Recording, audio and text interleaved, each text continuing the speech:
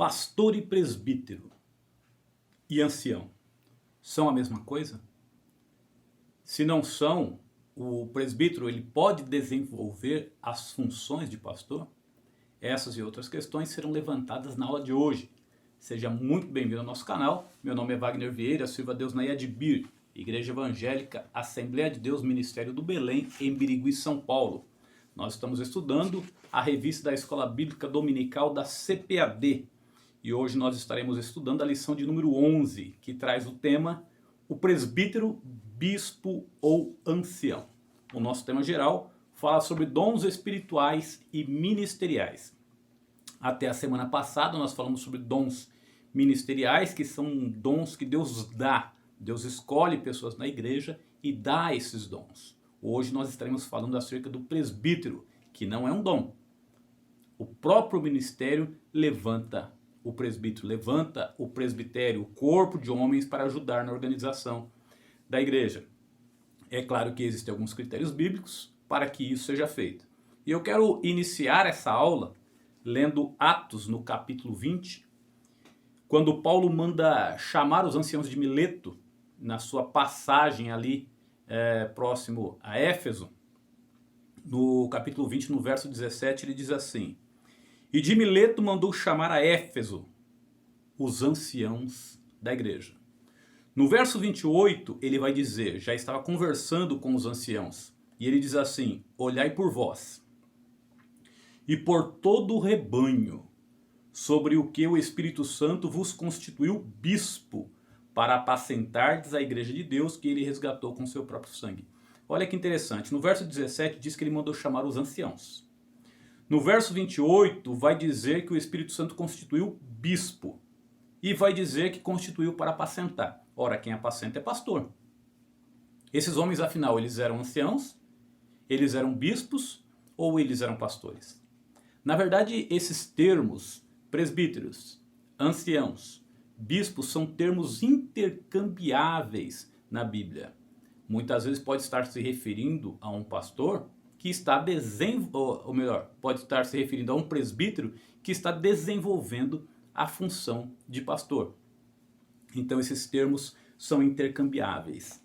No nosso primeiro tópico vai dizer assim, a escolha dos presbíteros, o significado da função. Presbítero significa ancião, uma pessoa mais velha, uma pessoa mais madura. Ele coloca aqui o seguinte: presbítero é um título de dignidade dos indivíduos experientes e de idade madura que formavam o governo da igreja local. Ora, a igreja ela começa com os apóstolos, mas essa igreja ela começa a crescer. E não só ela começa a crescer em Jerusalém, como ela atinge aquilo que Jesus disse: ser-me-eis testemunha em Jerusalém, em Samaria, em toda a Judéia e até os confins da terra. A igreja atinge os confins da terra. E aí precisava de uma estrutura local para o governo da igreja. E aí então são levantados os presbíteros. Paulo, quando ele escreve a Tito, ele vai dizer assim: por esse motivo eu te deixei em Creta, para que estabelecesses de cidade em cidade presbíteros como eu te mandei, e colocasse em boa ordem as coisas que ainda restam. Ora, por que Tito deveria levantar esses presbíteros? A impressão que nós temos é que Tito ficaria como se fosse uma espécie de bispo, que é um supervisor. E ele levantaria esses presbíteros de igreja em igreja para que esses presbíteros apacentassem o povo de Deus. O povo de Deus, ele não pode ficar solto, sem direção, sem liderança. E a própria Bíblia vai nos apresentar que no Novo Testamento as coisas foram direcionadas dessa forma. Esse título de dignidade do presbítero, ele é tão profundo no Novo Testamento que Paulo, escrevendo a Timóteo no capítulo 5, no verso 19 da sua primeira carta, ele vai dizer assim que não se deveria admitir uma acusação contra presbíteros a não ser por intermédio de 2 ou 3 testemunhas, porque a palavra do presbítero ela deve ser honrada e ela deve ter um peso muito grande. Aqui no comentário ainda, ele vai dizer assim, é um sinônimo de bispo. que significa supervisor. É sinônimo também de professor e é sinônimo de pastor. Ora, quando Paulo escreve a Timóteo no capítulo 5, no verso 17, ele vai dizer que o presbítero ele é digno de duplicada honra, principalmente os que governam bem e se dedicam ao ministério do ensino. Então perceba que aquele que se dedica ao ministério do ensino, ele é professor. Por isso, o presbítero ele tem esse sentido, esse sinônimo de bispo, de professor e de pastor. Prosseguindo aqui, ele vai falar sobre a liderança local, no segundo subtópico. O apóstolo cuidou de organizar a administração das igrejas locais por onde as plantava, separando um grupo de obreiros para tal trabalho. Paulo os instrui a estabelecer presbíteros em diversos lugares de cidade em cidade. Está claro, assim, o aspecto pastoral da função exercida pelo presbítero. Não resta dúvida que quando Paulo orienta Tito para levantar esses presbíteros de cidade em cidade, esses presbíteros, então, eles seriam responsáveis por apacentar essas igrejas. Função pastoral. Por isso nós dizemos que os termos presbíteros, anciãos e pastor, eles são termos intercambiáveis. Eles podem ser trocados uns pelos outros, que nós não ferimos a interpretação. Quero lembrar ainda que o presbítero ele é uma função local.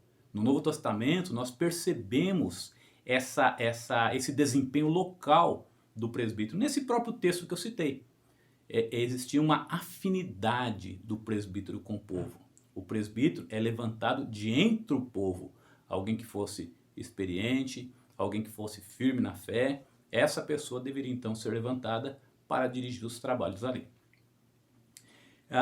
Subtópico terceiro, as qualificações. O próprio texto vai nos mostrar as muitas qualificações que um presbítero deve ter. Ele vai mostrar que essa pessoa não pode ser neófito. Paulo escrevendo a Timóteo, no capítulo 3, no verso 6, ele vai dizer assim, não neófito, para que ensoberbecendo não caia nas garras de Satanás, nas armadilhas de Satanás. O que é um neófito? O termo neo significa novo. Quando alguém se refere a uma UTI neonatal, por exemplo, está falando de recém-nascido. Natal é quem nasceu e neo é novo. Então o termo neo significa novo e fitus significa árvore. Então árvore nova, alguém recém-plantado. Então um novo convertido jamais ele deve chegar ao presbitério, porque ele deve ser experimentado. Existem algumas etapas na vida pelas quais ele deve passar. O texto vai nos dizer que ele deve governar bem a sua casa, que ele deve ter filhos fiéis. E nós não podemos burlar isso que a Bíblia está nos dizendo, porque senão nós não conseguimos provar esse presbítero se ele é digno desse ministério, desse encargo que estará sobre os seus ombros. Essa reverência que existia para com o presbítero, ela era comum no Velho Testamento, porque Levítico 19:32 vai dizer assim, diante das cãs te levantarás, ou seja, diante dos cabelos brancos te levantarás. Quando um idoso estava passando, um velho estava passando, a lei determinava que os mais novos deveriam se levantar e muitas vezes até se encurvar. Por que isso? Porque imagina-se que a pessoa com muita experiência, a pessoa diante do temor de Deus, porque nós estamos falando de uma comunidade que vivia uma teocracia. Essa pessoa tinha muito a transmitir para os jovens. Então, eles eram dignos dessa honra e os mais jovens então deveriam se levantar diante do ancião. Quanto mais no que diz respeito ao reino de Deus. Os presbíteros, eles são dignos dessa honra.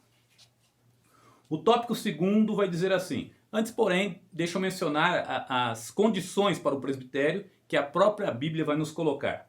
Vai dizer aquele que for irrepreensível, marido de uma mulher, que tenha filhos fiéis. Hoje é muito discutida essa questão de marido de uma mulher, sobre o que é que o texto estava querendo dizer. Até então se interpretava que o marido de uma mulher significava que essa pessoa deveria ter sido casada somente uma vez, cabendo aqui algumas poucas exceções, como o caso de infidelidade conjugal e o caso de uma pessoa ter sido casada antes da conversão e casou-se de novo depois da conversão, ou chegou na igreja descasado e aí então a partir da conversão ele se casa, e cada caso é um caso, mas sempre se interpretou que ele deveria ser marido de uma só mulher. Hoje existe novas interpretações, não quero entrar no mérito dessa questão, mas alguém diz que se a pessoa está casada com uma pessoa, nesse momento, ele é marido de uma só mulher. Então cabe discussão aqui. O texto vai prosseguir dizendo que ele tenha filhos fiéis. Perceba o seguinte, o texto está dizendo para que ele tenha filhos fiéis e não filhos perfeitos.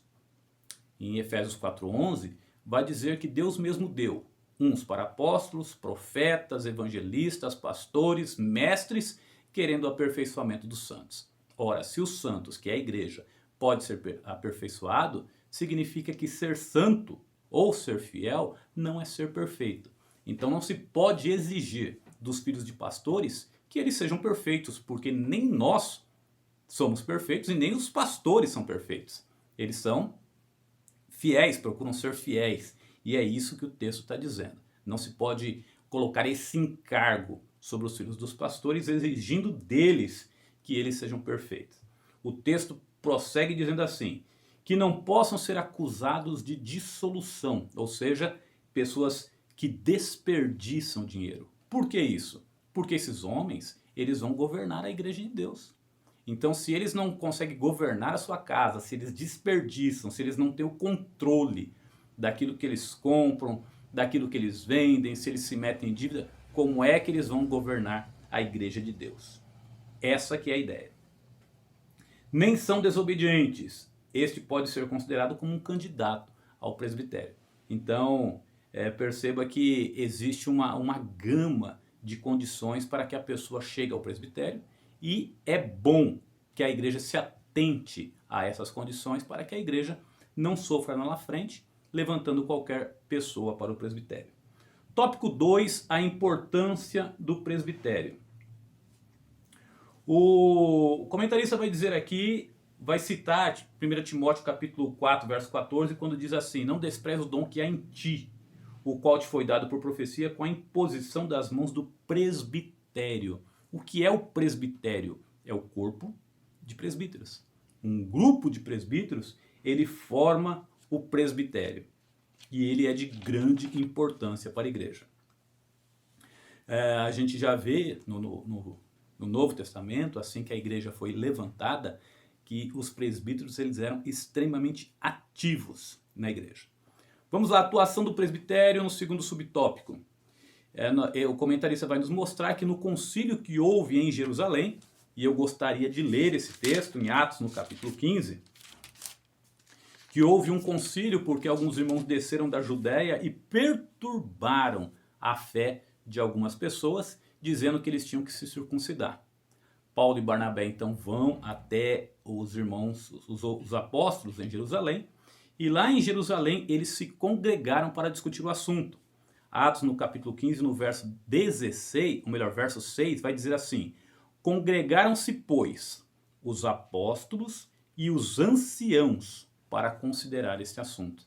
Então perceba que a atividade do presbitério no Novo Testamento era uma atividade profunda. O verso 22, depois que houve aquela reunião dos presbíteros com os apóstolos, eles chegaram a uma conclusão, o verso 22 vai dizer assim, então pareceu bem aos apóstolos e aos anciãos, ou seja, os presbíteros, com toda a igreja. Perceba que a igreja também tinha uma participação direta, ela parece que não era uma participação tão efetiva no que diz respeito à decisão, mas nesse caso aqui a igreja teve participação.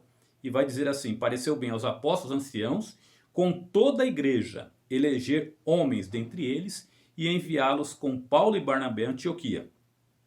O verso 23 vai dizer assim, e por intermédio deles escreveram o seguinte, os apóstolos, os anciãos e os irmãos, ou seja, a igreja, dentre os gentios que estão em Antioquia, Síria e Cilícia, saúde. Então perceba aqui a importância do presbitério no Novo Testamento.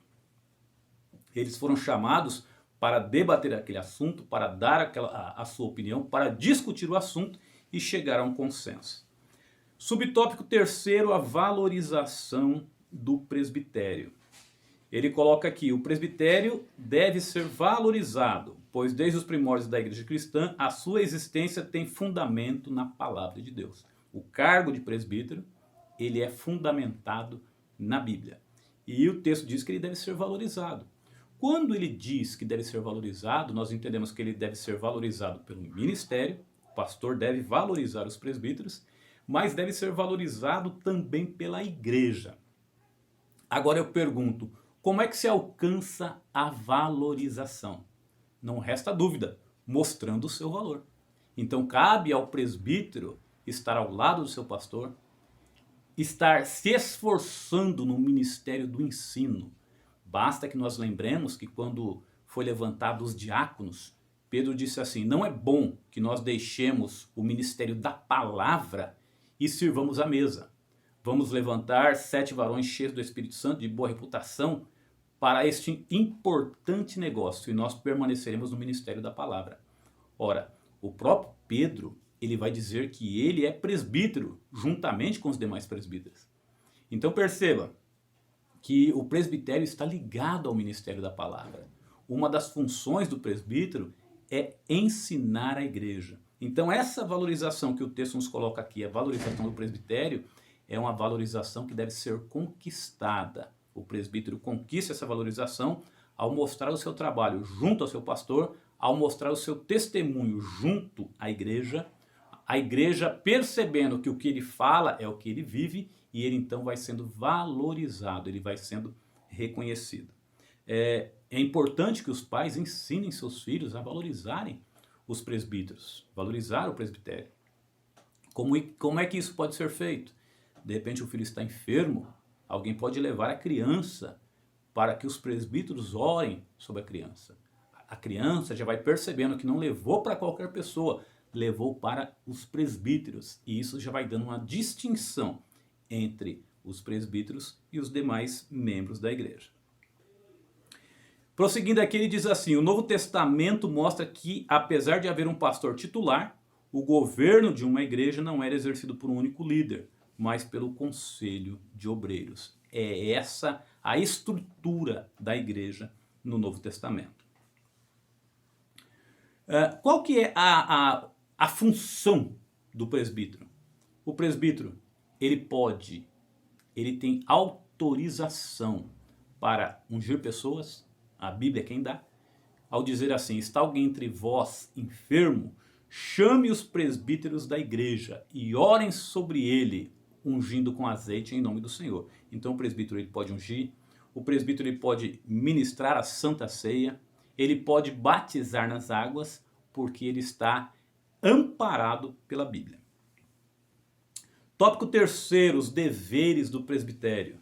Primeiro, como nós já lemos lá em Atos, quando Paulo disse aos anciãos de Éfeso que estavam em Mileto, o Espírito Santo vos constituiu bispo para apacentardes a igreja de Deus. Então, numa igreja tem um pastor, mas os presbíteros também têm a função de apacentar a igreja. Eles ajudam a apacentar a igreja. Como é que eles podem fazer isso? Ministério da visitação, por exemplo. Muitas vezes o pastor não dá conta de visitar todos os irmãos da igreja, principalmente se for uma igreja numerosa. Os presbíteros podem ajudar nesse trabalho. Isso diz respeito a apacentar o povo de Deus. Perceba que ele não é o pastor local, mas ele está ajudando a apacentar o povo de Deus. E o texto nos coloca aqui, conforme dizem na primeira carta de Pedro, no capítulo 5, verso 2, para que eles façam isso não com força e nem por violência, mas servindo de exemplo ao rebanho. Quando ele diz servindo de exemplo ao rebanho, nos leva à maneira como os pastores se portavam no Oriente. Eles iam na frente e chamavam a ovelha e a ovelha seguia. Jesus mesmo vai dizer isso quando diz assim, eu conheço as minhas ovelhas e delas sou conhecido, eu as chamo pelo nome e as tiro para fora, porque elas conhecem a voz do pastor. Então, quando ele diz de chamar pelo nome, quando ele diz de ir à frente delas, significa que ele é modelo, ele é exemplo. O rebanho está de olho nele, está fazendo o que ele faz e está fazendo, seguindo os passos dele. Então, o presbítero deve conquistar a confiança da igreja. Subtópico segundo, liderar a igreja local. E o comentarista coloca aqui que a liderança tem duas esferas de abrangência, né? O primeiro é o governo e o segundo é o ensino. Que diz respeito ao governo, existem muitas igrejas que a gente vê presbíteros ocupando a função de secretário, presbíteros ocupando a função de tesoureiro e de outros cargos importantes na igreja. Isso é governo. E o ensino é o próprio ministério da palavra. É claro que para isso o presbítero tem que ser provado, porque ele está sendo colocado sobre um cargo de grande importância. Um presbítero que não governa a sua casa bem, que ele vive endividado, que ele vive enrolado com as finanças, como é que pode ser colocado para tomar conta das finanças da igreja? Então, até nisso, ele deve ser fiel. Terceiro, ungir os enfermos. E ele cita aqui o texto que nos diz assim: está alguém entre vós doente? Chama os presbíteros da igreja e orem sobre ele, ungindo com azeite em nome do Senhor. E aqui eu quero chamar a atenção para exatamente o que o texto diz. O texto não fala de azeite ungido. A Bíblia não manda colocar óleo ungido sobre ninguém. O texto está dizendo: e orem sobre ele, ungindo com óleo em nome do Senhor. Não fala de óleo ungido, tá certo? Existem pessoas que vão comprar, buscam, outros vendem, comercializam óleo, dizem que é óleo ungido, que o óleo tem um poder especial. Não é isso que o texto está dizendo. O texto está dizendo: orem sobre ele, ungindo com azeite em nome do Senhor. E a oração da fé sarará o doente. Perceba que a importância está na obediência e na oração da fé, e não no óleo. Vamos prosseguindo aqui. A nossa conclusão vai dizer assim: vimos que os termos presbíteros, bispo e pastor são sinônimos.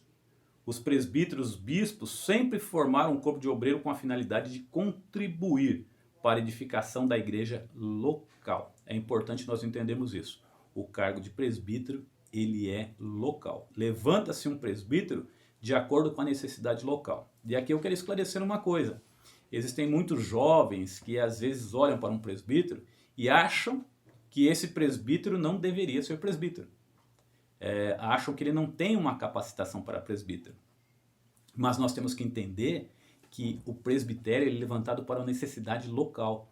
Então essa pessoa, ela pode hoje não suprir uma necessidade, mas no passado pode ser que ele tenha suprido. Hoje, por exemplo, de repente é mais interessante que o presbítero tenha dinamismo nas redes sociais, que ele consiga divulgar o evangelho através das redes sociais, que ele consiga divulgar os trabalhos da igreja através das redes sociais. E a gente sabe que as pessoas mais velhas têm uma habilidade menor com tudo isso quando comparado aos jovens. Mas, no passado, quando houve uma necessidade e esses presbíteros foram levantados, muito provavelmente eles davam conta do recado naquela ocasião.